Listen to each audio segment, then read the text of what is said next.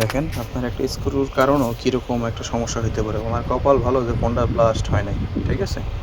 আপনাদেরকে একটা জিনিস দেখাই আমি।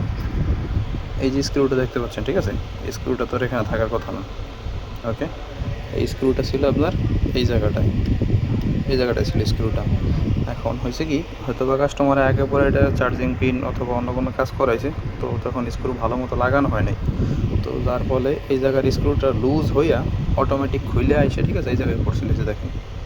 এবং এই যে এখানে আইসে এটা করছে কি, স্ক্রু যেহেতু লোহা, আর আপনার ব্যাটারিতে যদি আপনার টুইজার অথবা অন্য কোনো লোহা জাতীয় কোনো জিনিস দিয়ে আপনি গুঁতা দেন অথবা প্লাস্টিক দিয়ে গুঁতা দিলে হয় কি, অনেক সময় ভিতরে যে অ্যাথোড ক্যানোড যে নেগেটিভ পজিটিভ প্লেট আছে, ওটা শর্ট হয়ে গেলে আগুন ধরে। তো ওনার ভাগ্য ভালো, শুধু স্ক্রুটা পুড়িয়া আপনার মনে করেন যে এখানে লাগিয়ে রয়েছে, এবং ব্যাটারিটা খারাপ হয়ে গেছে, ব্যাটারিটা এখন মোটা হয়ে গেছে, ঠিক আছে। কিন্তু তেমন কোনো বড় ধরনের দুর্ঘটনা হয়নি। অতএব আপনারা একটু খেয়াল রাখবেন যে ফোন যদি ফুলে যায়, মোটা হয়ে যায়, তাহলে একটু খেয়াল রাখবেন যে আসলে ব্যাটারিতে কোনো সমস্যা হয়েছে, নাইলে এর কারণে যে কোনো বড় ধরনের দুর্ঘটনা ঘটতে পারে।